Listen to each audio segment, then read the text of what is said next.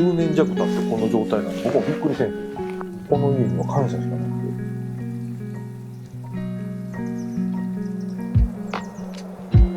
て、日常からちょっと離れてこ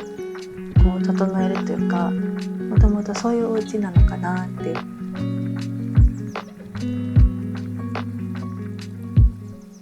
他にないデイサービスとか、こんな古民家でやってはるのみたいな、今でこそ多いですけど僕の時はもうほぼなかったんで、垂水でも初めてやったんですよ。やっぱりこの家の魅力で来るお客さんが多かったんでね。この辺りはもともと別荘地だったみたいで、そもまあ住まわれてた時期もあるかもしれないんですけど、結構別荘としてもなんか存在してたのかなって思ってて、セラビーさんとも結構今こんな感じで仲良くやらせてもらって、嬉しいです。やっぱり横田さんと持たれてるな、こういうながら。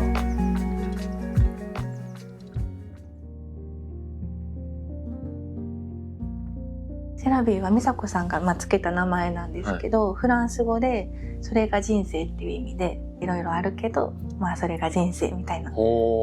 みんなの人生がここで混じり合ってみたいなね。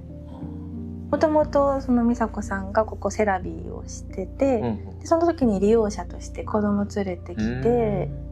自分らしくここにいるとか、いろんな人がこう混ざり合うとか、なんかそういうのがいいなと思って、セラビーはやらないってなった時に、私はこの場所がやっぱなくなるのが嫌だったので、じゃあやりますって言って、もうそれで引き継いだって感じです。度胸があるというかそうですね、もうなんか勢いでって感じですね。子育て中のママたちが一番多いかなとは思ってて、ママたちにゆっくりしてもらいたいと自分に戻って、でまた日常に帰った時に豊かに生きれるような、なんかそういう時間と場所になったらいいなと思ってて、母もすごいほぼ女手一つで育ててきてくれて、でこう母を見とった時になんかその瞬間になんか頑張るのやめようって思って、他の人の物差しじゃなくて、自分の物差しで測れた方が幸せを感じやすいかなって思うので、そういう人が増えたらいいなっていうのもありますね。なんか人によっては、お店の人やのになんかゆっくりしてるとか思う人もいるかもしれないけど、寝転んでるとかなんかね思うかもしれないけど、なんかここに来た人がそのままでいるためにも、私自身がそのままで、いないとじゃないけど、そういう意味でもセラビーの人でいるって感じ。なんとなく戻ってきたらいいなぐらいだったんですよ。やっぱりなかなか難しいじゃないですか。デイサービスでやってた頃は2階はここは廃墟だったんですよ。開けたらふわーって閉めるような吹きさらしちゃったんですよ。海風ずらーっと人が住める状態じゃないっていうんですか。この家には感謝しかないから、なんとか2階をきれいにさせてくれへんかって、漁師のおっちゃんやからもうあかんって、女もお前なんかここは崩れたら責任取れんのかなみたいな、工務店の社長連れて行って2人で説得してそこまで言うならもう知らん工事しや言って、それで全リフォームする。アホでしょ。もうその頃かなりアホやったんですけど、本当に純な気持ちで感謝の気持ちでここがやったんで、大島さんもやっぱ2階こんなんやから使いたいって言ってたんだけど、大家さんはずっと戻ってるかわからんような僕のために残せてくれるなら、やっぱり戻ってこれましたからね、この2階に。これではもうすごく嬉しくて、そうですね。高砂にある、町屋天豆腐さんって知ってますか？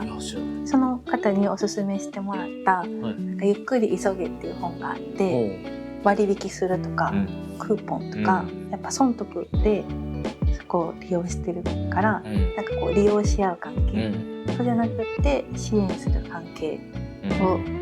作っていくみたいな感じのことを書いてて、震えました。そこ読んで、確かにやっぱここを長く続けていくために利益出さないととか、どんどん思考がビジネスになっていくけど、それだと本当にそういう関係をどんどん生み出していっちゃうだけだから、疲かれ自分も消費されるそうだねするしみたいなね。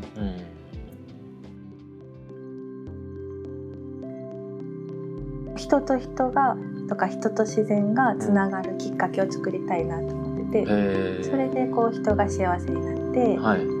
の中が幸せになったらいいなっていうのがあって、はいはい、子供への眼差しっていう有名な育児書があるんですけど、人との交わりの絶対量が足りてないって書かれてて、なんかその言葉になんかすごいちょっと使命感を感じたのもあったりとか、子育てのテーマに美智子様の言葉で幸せな人じゃなくてどんな環境でも幸せになれる人になってほしいっていう言ってて、それでやろうと思って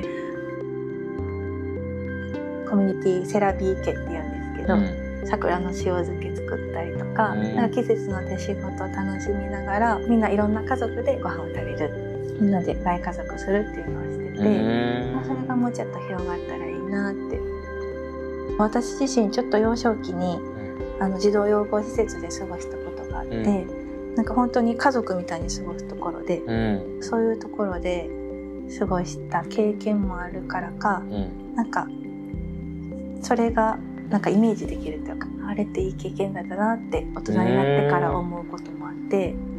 だからそれがやっぱ自分の子供に、本当に家族以外学校以外の社会があってほしいなって、本人がどこに行っても幸せになれるための素地をできることをできたらいいなって思います。夜はもう下も無人で誰もいないんですよ、はい、もったいないじゃないですか、できればそういう彼女のナオコズバーみたいなので、夜は稼働して、ここでゆるりと時を過ごすみたいな。夫婦の家族も結構評判だったりするんですよ。なんか、ね、僕はいつもサンドバッグみたいになるから結構笑われるんで旦那はデニム作って面白い夫婦やねって言って、こんなデニム作ってちょっとね、心があったら行ってみて、お酒も飲めるんやって、いやちょっと最近飲んでるからちょっと夜行こうかなって。人を集める同性にしたい、そのためには心なんですよ。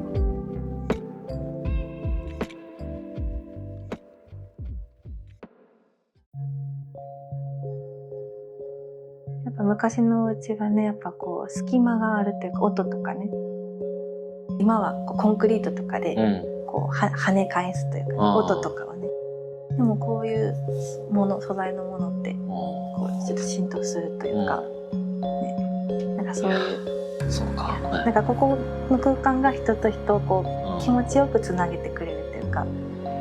すごいですね。空間が本当持つ力って大きいなってめっちゃ感じます。空間大事だなって。でも今これと全く同じものを作っても同じようにはならないでしょうね。ここがあった歴史があるからこそ、ここは築130年以上だけど、これを作るためにも使ってる木とかはもっと昔からきっとあるはずだから、そう考えたらすごいよねって言ってて、確かにそうだなって。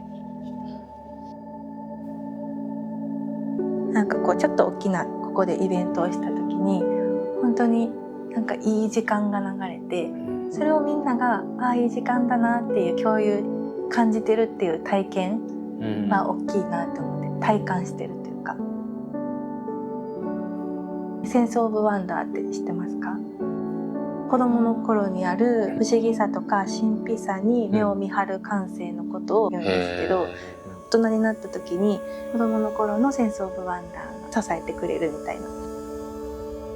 ヨガのインストラクターもしてるんですけど、そのヨガが結構感覚重視というか、五感を使ったり他の感覚を使いながら、自分の体がどうなってるかっていうのを感じるとか、なんかそういうなんかつながった感じがしますね。もともとそういうのがあったんですかね。それ小さい時からですか？でもなんかそんな感じがします。なんか感じるっていうことがなんか私の活動の中でなんかちょっと大きなテーマというかワード、感じるとか感覚とか感性とか、頭じゃなくて体でそう感じる。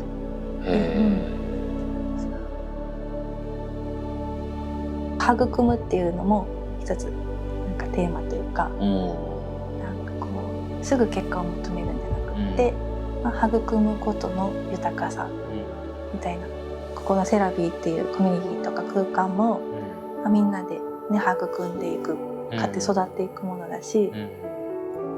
やっぱここいいなっていう、普段からも思うけど、やっぱその思いをあの瞬間に共有してるっていうのが、あれは大きい気がするなって、なんか思います。受け渡していくものになっていくんでしょうけど、そうですね。そういう時も来るのかなって思いますね。美佐子さんがそうしたように、私もね。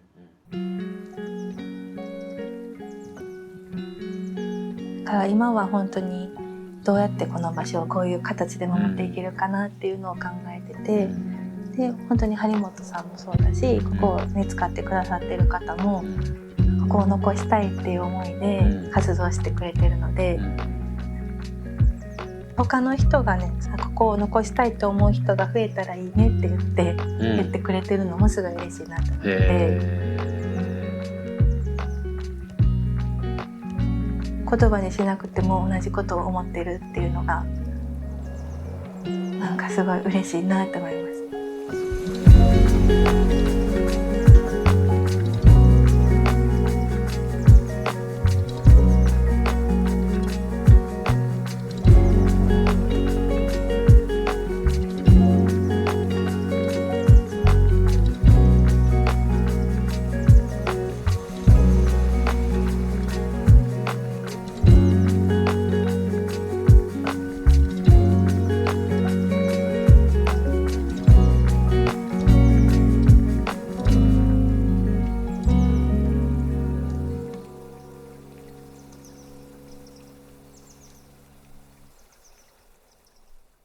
ご飯も近くの日本料理屋さんから頼んでたんです。たまに会うんですけど、コロナの時にね、やばかったですけど、張本さんのあれのおかげでなんとか生き延びてますって感謝されてます。めっちゃいいことしてるな俺も。